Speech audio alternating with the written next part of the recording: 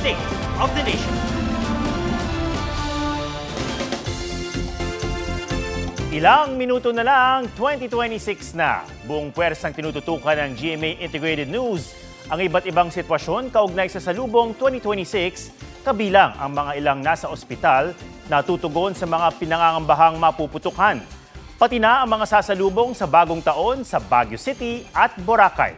Gayon din ang inaabangang Kapuso Countdown to 2026.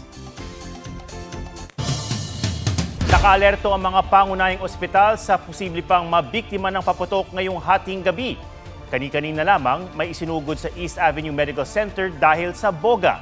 May live report si Jamie Santos. Jamie. Atom, ngayong wala ng isang oras bagong taon na, pinaigting palalo ang pagbabantay ng mga ospital sa Metro Manila. Bandang 10:00 nga ngayong gabi, isang lalaking ay sinugod dito sa East Avenue Medical Center matapos nga maputokan ng boga. Sa inisyal na impormasyon, sumilip ang lalaki sa hindi pumutok na boga at sa kanyang pagsilip saka ito pumutok at sa kanya tumama. Isang biktima rin kahit na nasa loob ng bahay ay naputokan nga ng paputok. Naiiyak sa sakit ang 19 anyos na babae na ito nang datnan ng GMA Integrated News sa emergency room ng Jose R. Reyes Memorial Medical Center. Habang nasa loob ng kanilang bahay, tinamaan siya ng paputok na sinindihan sa labas ng kanilang bahay. Malakas po. Mayroon pong nagpaputok sa labas ng bintana namin. Tapos nag-aayos po kasi siya eh. May mga pumasok pong sa mata niya. Mahapdi daw po yung mata niya eh. Nagulat po sila, sumasakit na lang po yung mata ng bata. Nilagyan po ng anesthesia yung kanyang mata. So once po manhid, dun pa lang po ma-observe po and ma-physical examination po kung ano po yung damage po or kung ano pong nangyari po dun sa mata ng bata.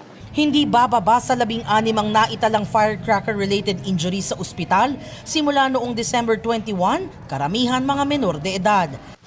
Sa Tondo Medical Center, may mga designated areas na para sa mga naputukan. Para sa mga patients na may fireworks related injuries, so dito namin sila minamanage para hindi na sila mahalo dun sa ibang patients namin na may mga respiratory illness, tapos yung iba may mga infections. May mga gamit dito gaya ng panglinis ng sugat hanggang sa pamputol sa mga buto kung kinakailangan. Sa ngayon, mahigit 100 na ang naitalang kaso ng naputokan sa ospital. Halos doble kumpara noong nakaraang taon. Mas marami pa rin passive talaga, yung mga napapadaan lang, tapos nahahagisan ng paputok.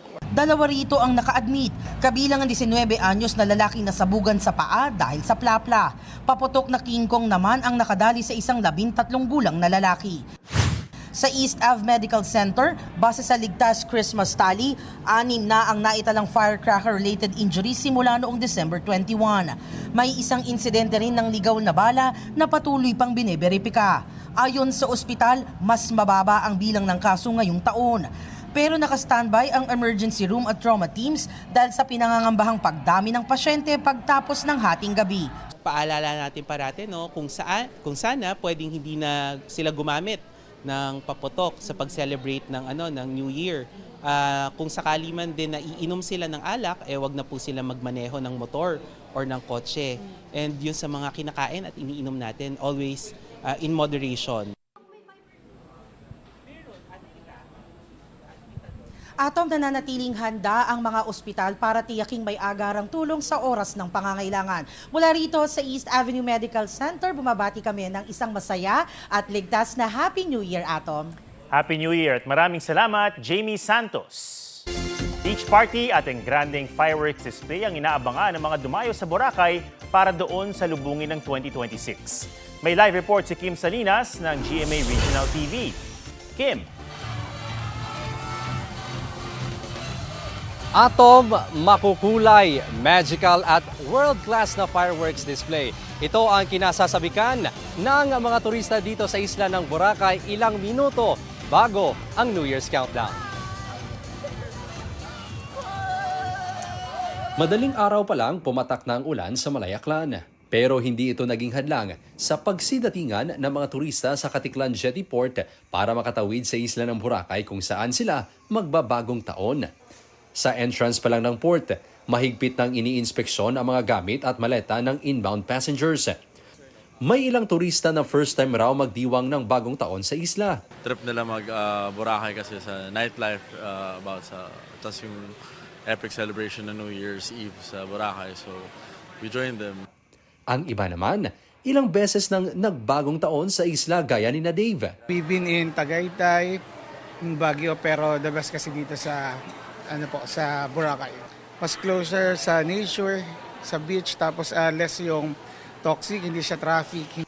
Handa na siyempre ang 12 establishmento na lalahok sa fireworks display sa stations 1, 2 at 3 na magtatagal ng 7 hanggang 10 minuto. May beach parties, banda at iba't ibang night activities din. All set na sila. Dinangamo na sila is ang security and safety na lang, no? Ang nagkukabang ka. Kaya nga Bureau of Fire and Inspection ng Coast Guard na ang safety na lang mag-handle hanggang papalupok.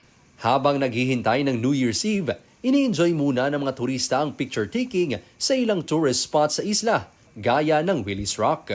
We saw it on social media a lot, TikTok, so we wanted to see it.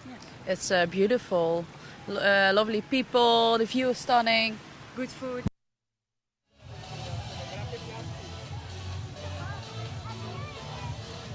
Atom, kabi-kabila ng ang ingay ng turotot ang naririnig sa paligid dito sa isla ng Boracay mula sa mga taong nag-iikot dito sa isla. Makikita natin yung mga kapuso natin dito. Party mode talaga mga kapuso. And of course, habang naglilinis, Atom, Happy New Year na lang sa'yo. Hindi na makarinigan dito sa isla ng Boracay. Happy New Year mga kapuso. Happy New Year at maraming salamat Kim Salinas ng GMA Regional TV. May inihanda namang fireworks display sa Baguio City na pinuntahan ng mga naisalubungin ng 2026 sa gitna ng mas malamig na panahon. Live mula sa Baguio City, may report si Bam Alegre. Bam! Ato, Happy New Year! Malapit na rin dyan mag-2026 dito. Ilang minuto na lang at ready na yung mga taga Baguio. Lalo na yun nandito sa Burnham Park sa kanilang New Year Countdown Concert na patuloy rakrakan sa mga oras na ito. Habang lumalalim ang gabi, mas lalong nanunuot sa buto ang lamig sa Baguio City. Umabot hanggang 14.4 degrees Celsius ang temperatura kanina madaling araw. Dito pinili mag-New Year countdown ng mag-asawang Shari at Ryan Monsones. Walang panama ang ibang bansa, Baguio lang daw, sapat na. It's far kasi if you go to other countries. So here we'll go by land. Akala ko malamig, magastos pala. Baligtad naman si M. Gagni dahil dito sa City of Pine siya nag-aral at alam niyang masaya ang Baguio New Year. Bumiyahe siya mula Ilocos at nilook forward daw na muli matikman ang strawberry taho. Maganda ang fireworks to experience vis-a-vis the celebration of New Year's Eve. Marami pa rin turista sa Baguio para salubungin ng bagong taon. Pero hindi na matindi ang traffic dahil nagsiuwian na raw ang karamihan ayon sa lokal na pamahalaan. Kanina tila maraming gumising na maaga sa kanila para bisitahin ang mga pasyalan. Tulad ng bago sa pandinig at paningin na Mount Camisong Forest Park na tanyag sa Glass Bridge. Ang tulay na ito, likha sa bulletproof glass at kayang sumuporta na hanggang 5 tonelada. Transparent ang design para makita yung ganda ng lugar. Sa buong holiday season, bawal magpaputok dahil may ordinansa ang Baguio City laban dito. Pagpapaliwanagin ng mga punong barangay at police station commander kapag may dumagdag pa sa 2 firecracker-related injury ng lungsod. Happy New Year! Okay, so Atom, naririnig nyo yung concert ngayon, patuloy dito at hinihintay naman ng mga taga rito yung community fireworks display. At live mula rito sa Baguio City kasama ng crew, si Kuya Eman at si Kuya Rick. Bam Alegre po para sa GMA Integrated News. Happy New Year! Happy New Year sa buong team. Maraming salamat, Bam Alegre. Arestado ang nagbebenta ng iligal na paputok online na nagpapasample pa para makainganyo. Pinagsisiraan naman ng pulisya ang mahigit 1 milyong pisong halaga ng mga iligal na paputok na kanilang nakumpiska. May report si John Consulta. Animoy bombang lakas ng pagsabog ng paputok na Goodbye Philippines. Kung tamaan ka niyan, baka hindi ka lang mapa-Goodbye Philippines, kundi mapa-Goodbye Earth ka na rin. Ang Goodbye Philippines ang sinasabi nakapatay sa 12 anyos na bata at nakasugat sa kaibigan niya sa Tondo, Maynila nitong linggo. Delikado po yun kasi nakita nyo naman, parang mas malakas pa sa pagsabog ng isang granada yung tunog kanina. at saka yung blowback noon is talagang napakalakas.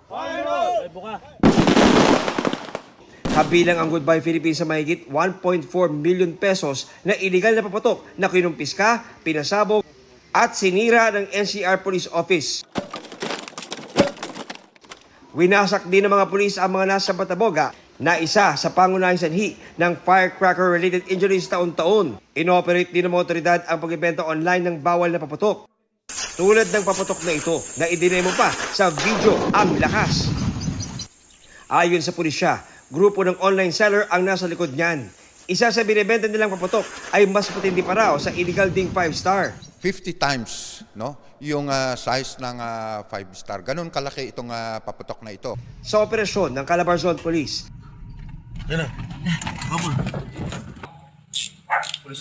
arestado ang isang lalaki sa Cavite na nagbebenta ng naturang paputok. Nakumpiska sa kanya ang mahigit 50,000 pisong halaga ng paputok. Ang transaksyon nangyari dito sa May Laguna, pero yung bayaran at yung abutan ng firecracker is dito nila hinatak sa Cavite. Sinusubukan pa ng GMA Integrated News na kunin ang panig ng suspect na naharap sa reklamong paglabag sa RA 7183 o an act of regulating the sale, manufacture, distribution of firecrackers and other pyrotechnic devices. Paalala ng PNP sa publiko para iwas disgrasya ngayon sa lubong 2026. Marami naman tayong kaldero na pwede nating pukpukin, may mga lata dyan, and merong bibili na torotot. Hindi na natin kailangan bumili pa ng paputok dahil peligro nga ang ibibigay nito sa atin. John Consulta, nagbabalita para sa GMA Integrated News.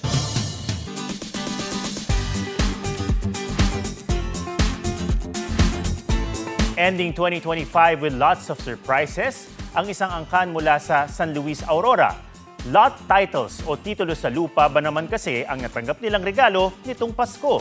Pusuan na yan sa report ni Mariz Umali. Walang mag-aaway sa pamilyang ito. Dahil sa pagtatapos ng 2025, there's a lot of plot twists. As in, ang lote, plotted na. Allotted pa ang mga titulo. Sorpresa yan sa 8 magkakapatid, kaya literal na Merry ang Christmas ng Quezon siblings mula San Luis Aurora. Isa sa mga nakatanggap, tatay ni Joaz. Kwento niya, saktong pagkatapos ng Noche Buena, inanunsyo ng kanyang pinsan na lumabas na ang titulo ng pinaghahati-hati ang lupain. Walang lamangan, walang iringan, lahat pantay-pantay. Di naman daw sila mga hasyendero at hasyendera tulad ng akala ng iba. Pero ibang tuwa na may papeles na ang bawat isa lalo't matagal ang proseso ng pagpapatitulo ng lupa. Pero di lang pala ang 8 magkakapatid ang may titulo dahil ang bawat namana nilang lupa, hinati-hati na rin sa kanilang mga anak. Kaya may titulo na rin pati sina Joaz. Higit sa lupain, pinapahalagahan daw nila ang pinakaiingatan nilang pamana, pamilyang may respeto at mabuting relasyon. Mariz Umali nagbabalita para sa GMA Integrated News. Naway maging ligtas ang inyong pagsalubong sa 2026 mga kapuso. At yan po ang State of the Nation para sa mas malaking misyon at para sa mas malawak na paglilingkod sa bayan. Ako si Ato Maraulio mula sa GMA Integrated News, ang News Authority ng Pilipino. Huwag magpahuli sa mga balitang dapat niyong malaman. Mag-subscribe na sa GMA Integrated News sa YouTube.